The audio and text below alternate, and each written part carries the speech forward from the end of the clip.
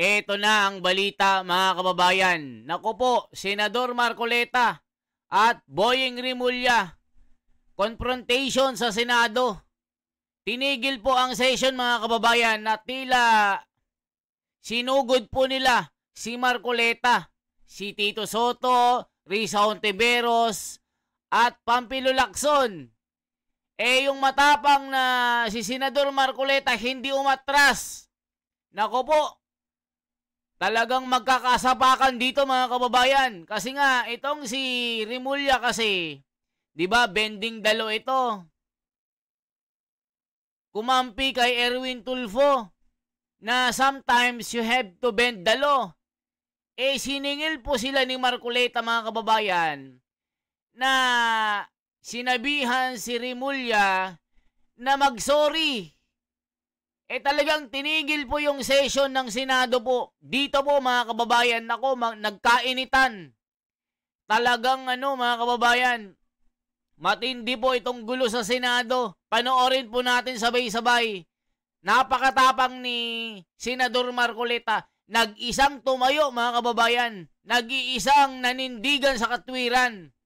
Talagang kahit bugbugan ito, hindi aatras ito mga kababayan. Panoorin natin.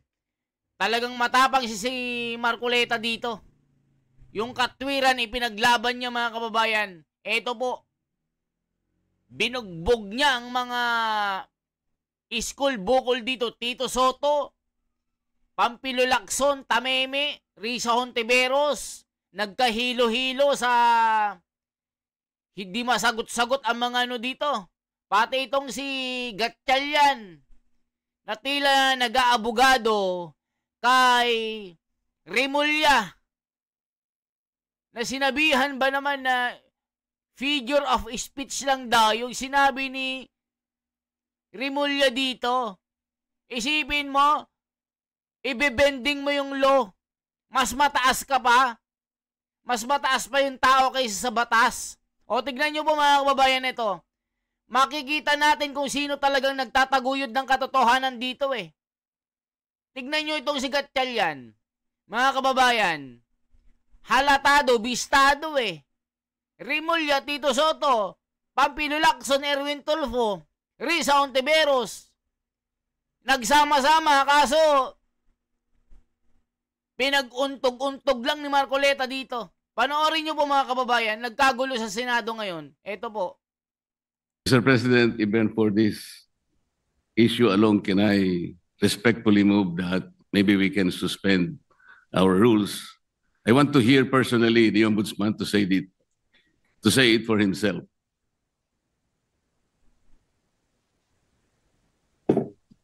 One minute suspension, Mr. President.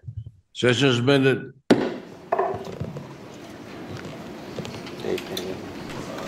Hindi pa pwede siya.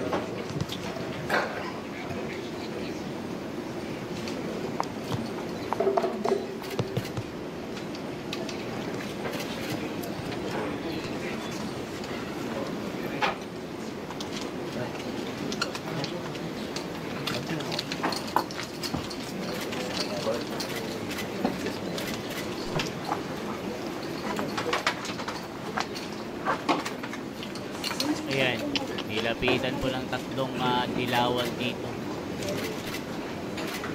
Nilapitan po ng tatlong bangagan. Mukhang magkakainitan dito mga kababayan.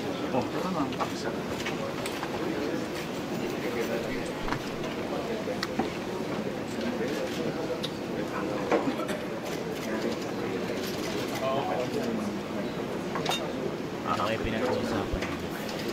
Kasi gusto ni Marcoleta siya na mag-consulta. Ano kayo pinag-uusapan? Si Ombudsman. Hindi na sorry. Pagkagay ko kasi nagkakain. Mga Pilipino, yan ang paniniwala. Ng Bendalo. Bendalo. Si Bendalo pala yun. Hindi kasi Wala. Puro si Rimulya Bendalo Bendalo. Parang magdalo na Trillanes Puro kaungasan ang ginagawa Tignan nyo. Tito Soto, kala mo may alam eh.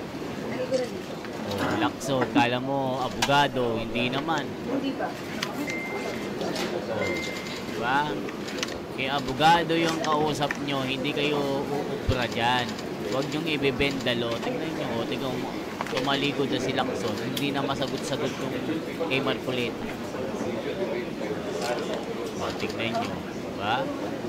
Wala kayo, hindi kayo uurukan ni Marcoleta. Kahit pa magdamagan na debate, 1 linggo, 1 taon, luluwa ang mga utak nyo dyan. Tingnan nyo mga kababayan. Diba? Explain si Tito Soto, hindi naman maintindihan ang batas. Diba?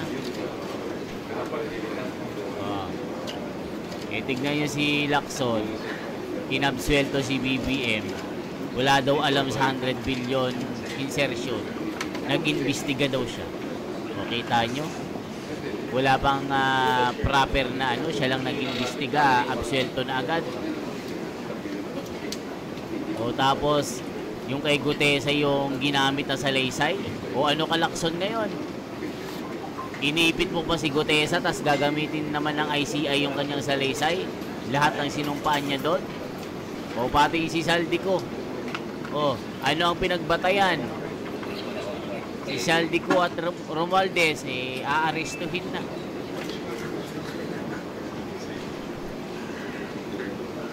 Mukhang mainitang laban ito. Yan, ilabas yung si Rimulya. Ayaw nilang ilabas. Nagtago yata sa CR.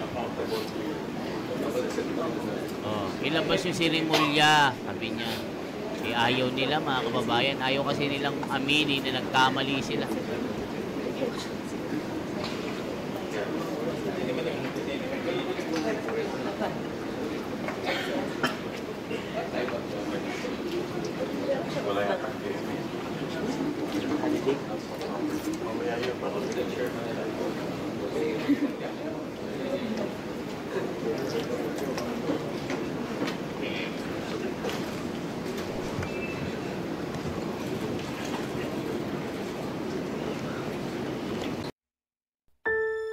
Ayan, nagtago si Rimulya mga kababayan. Antayin natin, lalabas yun. Papalabasin ni Marcoleta yun.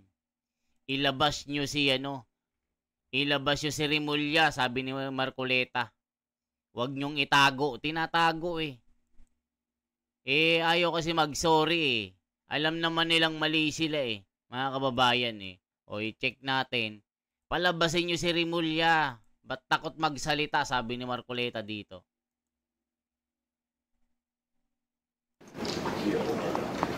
Bendalo pala.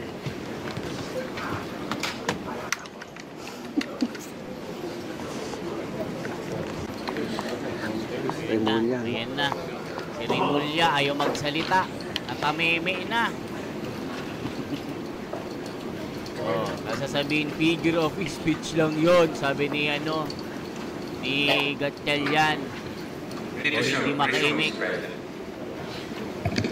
Tahimik kasi nangihingi ng budget. Madam Majority Leader, what is your pleasure after that motion? Mr. President, with all due respect to the good gentleman from Tarlac and Pampanga, the Senator Marcoleta, we have very, very rarely given way to such a motion to suspend the rules, especially during budget plenary deliberations, with all due respect to Senator Marcoleta. So I apologize that it may not be possible also this morning, Mr. President. So therefore, we are not entertaining the motion. We are not entertaining the motion, Mr. President, but the chairman remains fully capable of addressing the important issue raised by the good gentleman. All right, thank you. Thank you, Mr. President. Thank you, Majority Leader. Muli, nagpapasalamat po kami kay Senator Marcoleta at tinanong niya po yung itong issue. Nagbibigay po ito ng oportunidad para sa ating bagong ombudsman klaruhin yung kanyang mga nasabi. At wala hong intention to bend the law. No? That's very clear. In fact, ang prinsipyo po ng ating bagong ombudsman is to follow the law and uphold the law. Dahil naniniwala siya na ang rule of law is supreme, Mr. President. So, para lang klaro, no, na itong nasabi niya ay isang figure of speech, pero wala hong intensyon na baliin po ang batas. Dahil ang kanyang intensyon ay ipatupad ng batas ng may integridad at may katarungan, Mr. President. Mr. President, kaya ko lang naman po ipinipilit ang bagay na ito sapagkat I think even the Ombudsman as a lawyer himself believes in the court doctrine of our legal system, dura lex sed lex. Yung sinasabi nating bending the law will be inconsistent totally with this core legal system. Hindi mo po pwedeng kahit na konti. Tatanong ko nga sana to what extent can you bend the law that can still be acceptable? Hindi po pwede yun. Dura lex sed lex. At ako rin po, sumasang-ayon po kay Senator Marcoleta, the good gentleman from Tarlac, Pampanga, na ang batas po ay dapat ho natin ipatupad. At wala ho yan tinitignan. Kaya ho naka-blindfold po si Lady Justice dahil wala ho tinitignan. At yan rin po ang assurance ho ng ating bagong ombudsman dito po sa bulwagang ito at sa lahat po sa sambayang Pilipino na nanonood ho sa atin na ipapatupad niya ho ang batas na may integridad po. Kasi po, Mr. President, nakakabagabag talaga. Sana po figure of speech lang. Pero nagkaroon po kasi ng pagkakataon na hindi figure of speech yun eh. Dahil doon sa isang pagdinig sa Blue Ribbon Committee, nakita naman po nating lahat. When a particular witness applied for witness protection program, and the law is clear, the provisions of law on the requirements on how to apply for a witness under the witness protection program. Nandun po lahat yun eh. The enumerations, the requirements are exclusive. Pero sinabi po ng ating ombudsman, then the Secretary of Justice, pinipilit po merong restitution. I advise him that he cannot do that because restitution does not appear in the law. But Mr. President, he insisted. So doon po nagkakaroon ng problema. While publicly, he declares that he upholds the law to the fullest. Pero in reality, it is not being done. How can you put a requirement which is not in the law? And he said that was his opinion.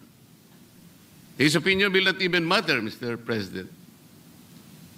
Does that opinion will even prevail over the strict provision of law? Yun po yung aking ikinatatakot, ikinababahala, na nami-mislead po yung ating mga mamamayan eh. Pati ang ating processes po ay nalalagay sa alanganin. That's why this is very important. Na kailangan po masettle natin ang issue ito. We cannot bend the law.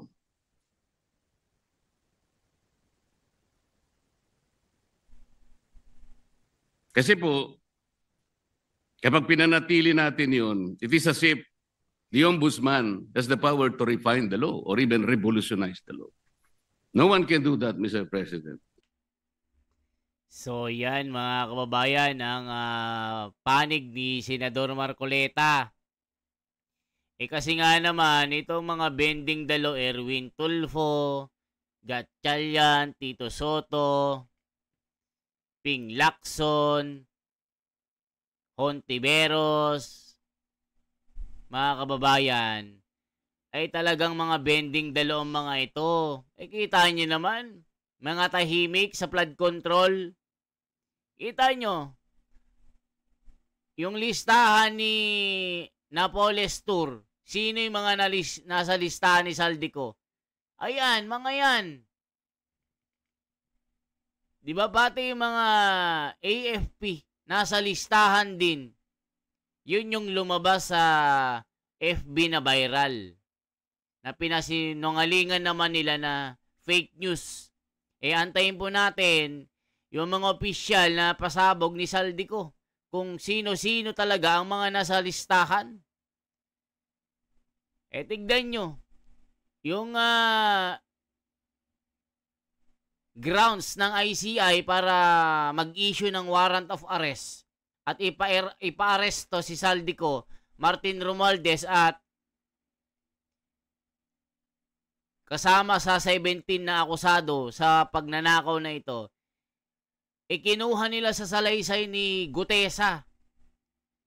O ano ka ngayon, Lacson? Di pahiya ka na naman.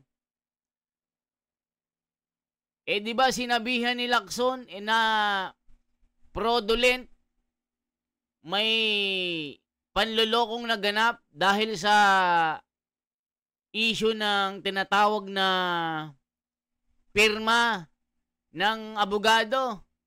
O ano ka ngayon? Bakit doon kinuha para maakusahan ng mga ito? Ito mga magnanakaw na ito. O Lacson, ano ka ngayon? Sagutin mo. Sasabihin mo, nag-imbestiga ako. Pati si Marcoleta nakita sa CCTV. Si Gutesa nagpunta sa opisina, 30 minutes na nag-upo-upo doon. Mukhang mahaba ang usap-usapan nila. Di ba mga kababayan, nasaan ang bending dalo doon? Imbes tulungan nyo si Marcoleta na hanapin at tuklasin ang katotohanan, kayo pa ang humahadlang kay Marcoleta. Kayo ang nagiging dahilan ng pagbagal ng investigasyon para may maparusahan. Di ba mga kababayan ko? Mag-comment kayo, mga loyalista nga. Hanggang ngayon, mga tanga-tanga. Ninakawan na loyal pa din ang mga tanga. Sasabihin nyo, pag naniniwala sa katwiran, mga didilis, mga epal, mga bobo. Yun yung sabi ng komento, hindi po ako. Sabi ni Saldi Kep-Kep ng La Union, San Luis, Purok 2, Kalye Nimbuktuto. Grabe naman mga kalye dyan sa San Luis. La Union, bandang kaliwa ng 2 hanggang kanan ng Purok 2-1, San Luis, katabi ng simbahan. Kita nyo mga kababayan, mga komento, galit na galit. Sabi din ni Telma ng Karayan ng Minanga, nako po, naliligo daw siya sa ilog. Giba-giba ang pader nung flood control. Si Lacson, ayaw ko yan. Walang alam sa batas yan. Parang Erwin Tulfo. Grabe, galit na galit. Mga kababayan ko, yan lamang po ang ating bahagi. Anong masasabi nyo kay Marcoleta na nanindigan sa katotohanan? Binuljak itong mga magkakasama na ito. Lacson, Tito Soto, Remulla, Risa Ontiveros, Gatchalian. Finish na. Aminin nyo kasi na mali kayo. Yun lang naman ang gusto ni Marcoleta dito. Di ba mga kababayan ko? So, i-like nyo po ito, i-share nyo po ito, at i-subscribe nyo ang ating YouTube channel. Salamat po. Ako si The Wonders Philippines.